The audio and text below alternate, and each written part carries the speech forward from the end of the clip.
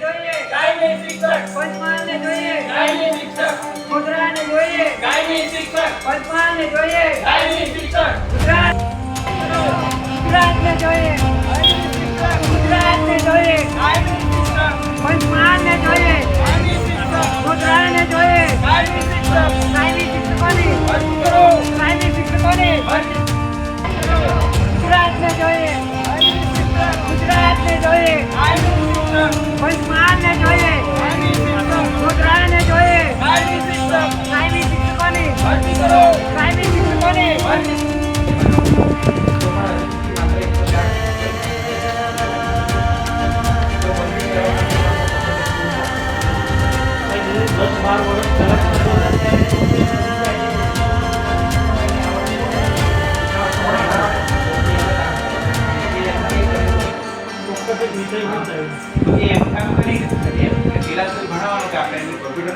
Teacher हो तो computer ने माहिती हो ये બધું કરી શકે ને અને એને બી ટીચરને રોજી રોટી મળી શકે કે કમ્પ્યુટર ટીચર જે ભણ્યો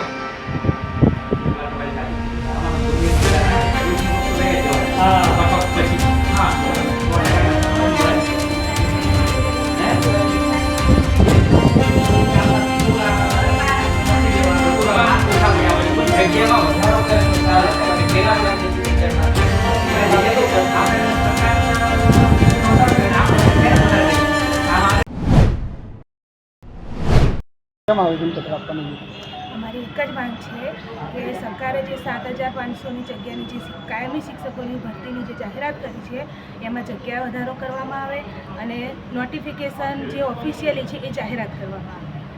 તમારી માંગ સંતોષાય નહીં તો આગામી સમયમાં શું પગલાં ભરશો? શું જો કાર્યવાહી? અમારી માંગ સંતોષાય નહીં અને જો અમારી જે ટૂંક સમયમાં ઓફિશિયલી જાહેરાત નહીં આવે તો અમે ગાંધીનગરની અંદર અમે આંદોલન કરીશું। હાલ અત્યારે તમે શું પ્રેશર મળ્યું ઉપરથી અમને સકારાત્મક જવાબ મળ્યો છે।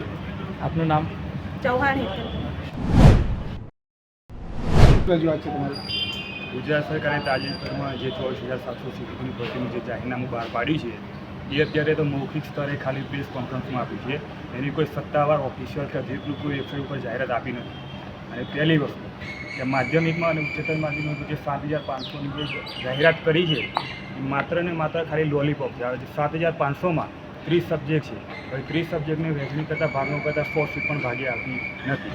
અને સાથે સાથે સાક્ષરી વિષયનો જે સમાવેશ કર્યો છે એમને આંશિક રીતે અમે સ્વીકાર કરીએ છીએ, પરંતુ એ લોકોનું સાક્ષરી વિષયનું અલગથી મહેકમ મંજૂર કરાવીને 7,500માં એડ કરવામાં આવે, જેથી કરીને જે મધ્યમ મેરિટ માર્કવાળા છે એમનો પણ સમાવેશ થઈ શકે છે।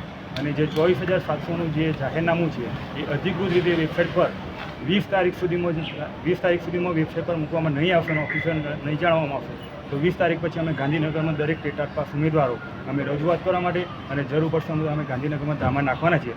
અને બીજી વસ્તુ કે આપણા શિક્ષણ મંત્રી કુબેરજીએ જે 15 જૂનની વાત કરી હતી પણ એમની 15 જૂન તો ક્યારની જતી રહી, એટલે અત્યારે અમે સીએમ જે ભૂપેન્દ્ર પટેલે જે ટ્વીટ કરી છે એમના સરાહનીય અમે છીએ।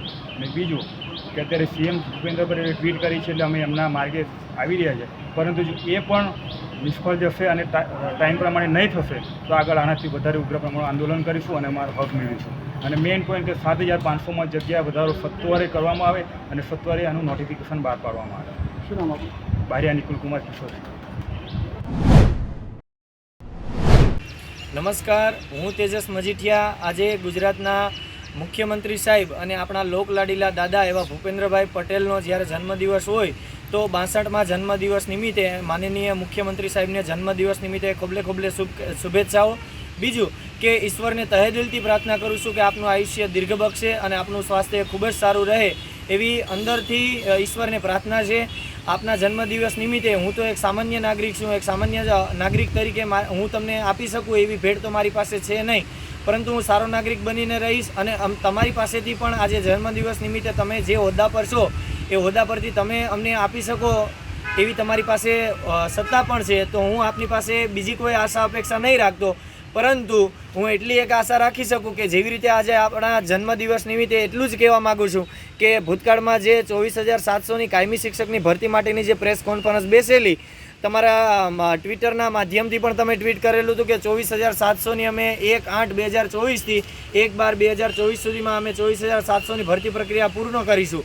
તો તો અમે પણ એવી આશા રાખીએ છીએ કે આ જે તારીખો તમે આપેલી છે એ તારીખોમાં ભરતી પ્રક્રિયા પૂર્ણ પણ થાય. અને બીજું કંઈ કહેવા નહીં માગતો, પરંતુ હું એટલું જ કહેવા માગીશ કે આજે તમને સાંસદ હોય કે ધારાસભ્યો હોય કે કોઈ કાર્યકર્તા હોય કે બધાએ તમને લેટરપેડના માધ્યમથી તમને બર્થડે વિશ કર્યું હશે, પરંતુ હું વિડીયો બનાવીને તમને જન્મદિવસની શુભેચ્છા પાઠવું છું.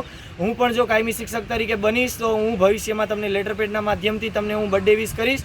અને બીજું કંઈ જ નહીં કહેવા માગતો કે જેવી રીતે આજે તમે 24,700ની ભરતી કરી છે એટલે બધા જ યુવા મિત્રોના હૃદયમાં તમે સ્પર્શી ગયા છે. અને હું એટલી જ અપેક્ષા રાખું છું કે તમારા કાર્યકાળમાં એવા તમે કાર્યો કરીને જાઓ કે જેવી રીતે આજે ભારતના નાગરિકોને જોવા જાય તો સરદાર વલ્લભભાઈ પટેલ કે એને આમ નાગરિક આજે બધી જ એમને યાદ કરતી હોય, અને શિક્ષણ વિભાગ સાથે જોવા જાય તો લોર્ડ મેકોલોને પણ આજે બધા યાદ કરે છે. એવી જ રીતે આવનારી પેઢી જ્યારે શિક્ષણ વિભાગ સાથે સંકળાયેલી હોય અને ક્યારેય પણ જો નામ શિક્ષણ વિભાગ સાથે કોઈ મુખ્યમંત્રીનું જોડવામાં આવે તો તમારું જ નામ જોડવામાં આવે, કેમ કે તમે આજે ઝાપટા રૂપી ભરતી નહીં પરંતુ હેલી રૂપી ભરતી તમે 24,700ની જ્યારે કરતા હોય ત્યારે મન મૂકીને વિદ્યાર્થીઓની અંદર પણ ઉમંગ છે. બસ એટલી જ આશા રાખીશ કે 24,700ની જે સત્વરે તારીખો બહાર પડેલી છે એ ભરતી પ્રક્રિયા પૂર્ણ થાય. અને એટલું જ કહેવા માગશું, અમે જ્યારે પણ અમે કાયમી શિક્ષક તરીકે બનશું ત્યારે એક વસ્તુ આપના માટે ચોક્કસથી અમે કહીશું કે ડાલી ડાલી પત્તે પત્તે પર નજર ડાલી. ક્યાં દોસ્તો? ડાલી ડાલી પત્તે પત્તે પર નજર ડાલી. जिस दिन भूपेंद्रभाई पटेल ने गुजरात की शिक्षा व्यवस्था पर नज़र डाली, सारी सबकी ज़िंदगी बदल डाली.